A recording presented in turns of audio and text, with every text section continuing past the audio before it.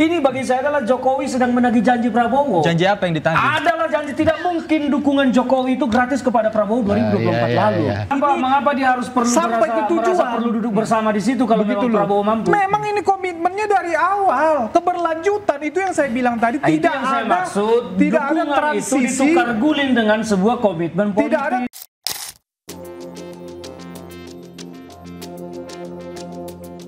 Presiden Prabowo Subianto bertemu empat mata dengan Presiden ke-7 RI Joko Widodo Sabtu lalu.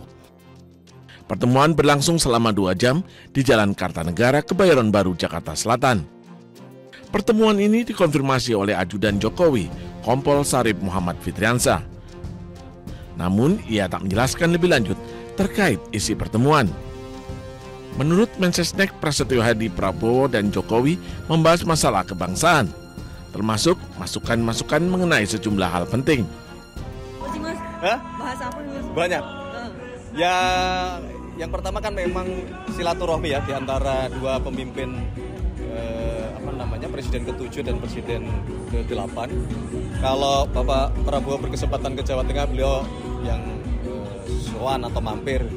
Kebetulan Pak Presiden ke-7 Pak Jokowi ada di Jakarta, ya sudah janjian ketemu waktunya makan siang, dan tentu banyak hal yang dibicarakan ya mengenai masalah-masalah kebangsaan, termasuk memberikan masukan ke depan sebaiknya seperti apa untuk beberapa hal. Hingga saat ini belum ada keterangan resmi dari kedua pihak mengenai pertemuan keduanya.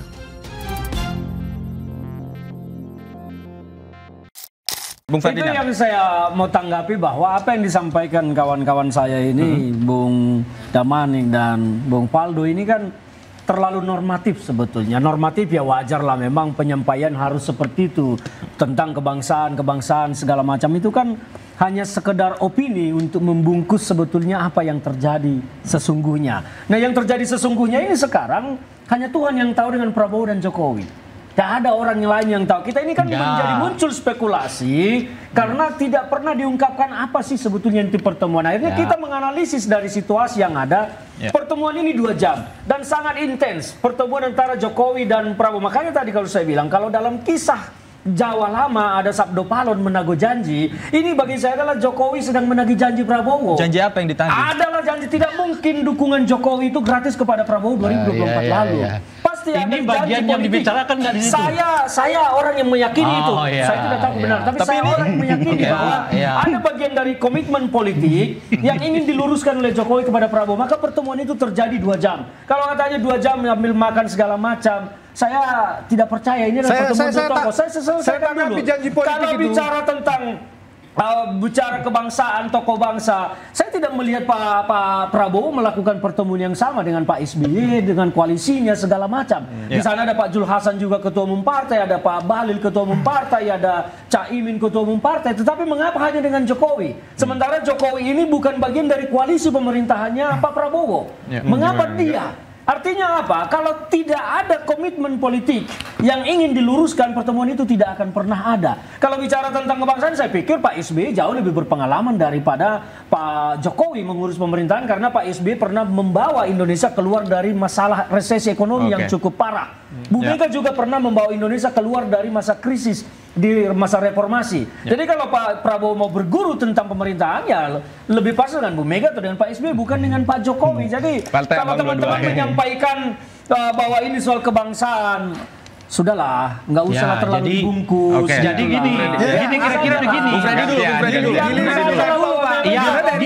Freddy dulu.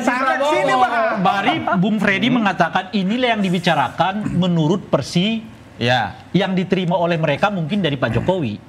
Bocoran tadi. Itu tadi. Menanggapi janji politik itu. Apakah itu yang sesungguhnya terjadi? Kita nggak tahu. Karena Pak Prabowo atau orang Pak Prabowo nggak ngomong apa-apa. Baik. Gitu, Bung Freddy, saya kasih kesempatan usai jeda, pemirsa. Interupsi segera kembali. Kembali di interupsi, pemirsa. Tadi Bung Freddy udah nggak sabar nih mau menjelaskan sesuatu. Bung Freddy, apa yang mau sampaikan? Iya, tadi kan kata Bung Ferdinand, arti ada janji politik, komitmen politik yang ditagih. Memang ada. Apa itu? Janji politik, komitmen politik Presiden Prabowo Gibran terhadap bangsa ini. Bahwa Indonesia harus maju, Indonesia harus makmur, rakyat harus sejahtera. Oleh karena itulah analogi contoh saya misalnya, kalau ada satu kapal, di dalam satu kapal ada dua nakoda, nakoda baru, nakoda lama.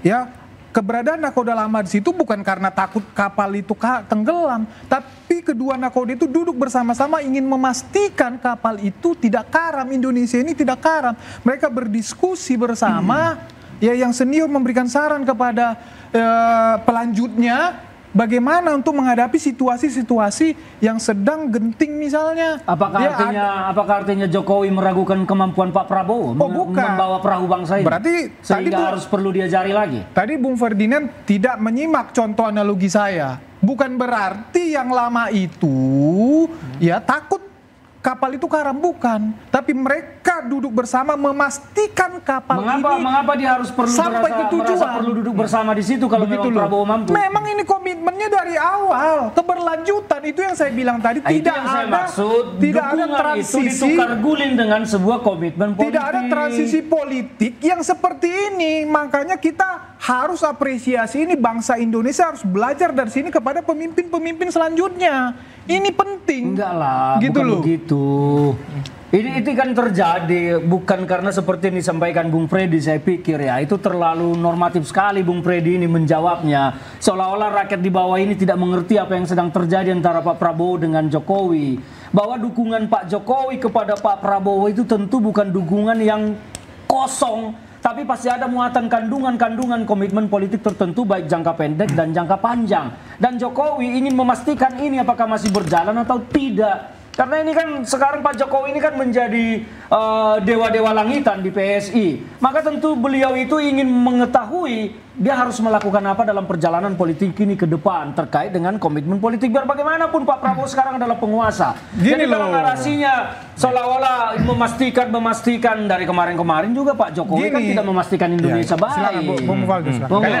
Karena begini, agak aneh dan terlalu mengerdilkan kita terhadap Pak Jokowi dan Pak Prabowo apabila dua tokoh bertemu itu semua soal transaksi politik. Ya, itu terlalu kita mengerdilkan dan terlalu mengerdilkan sekali apabila dua tokoh bertemu harus konvers. Ini kalimat-kalimat abang-abang tadi nih yang saya pakai nih. Ya, itu bukan dan terlalu mengerdilkan juga kita kalau seandainya orang datang ke rumah kita anggap dia lagi lemah. Ketika Pak Prabowo ke Jawa Tengah, beliau sowan ke rumah Pak Jokowi di Solo. Dan ini pertemuan biasa dan sering terjadi di antara mereka berdua. Dan tidak serta-merta apapun yang diomongin semua tentang, oh ya mungkin abang-abang biasa berpikir begitu. Tapi jangan anggap Pak Prabowo dan Pak Jokowi begitu. Bukan Ya? menganggap. Tetapi Jadi ini kan mohon kita izin, jangan sampai cara kita melihat politik secara picik dipaksakan ke Pak Prabowo dan Pak Jokowi. Mereka tokoh bangsa, orang besar. Masa kita anggap mereka otak-atik gatuk gitu. Tokoh besar terlalu sibuk untuk urusan berdua, itu membuat kita itu menjadi bertanya-tanya. Ini sebetulnya mau ngapain?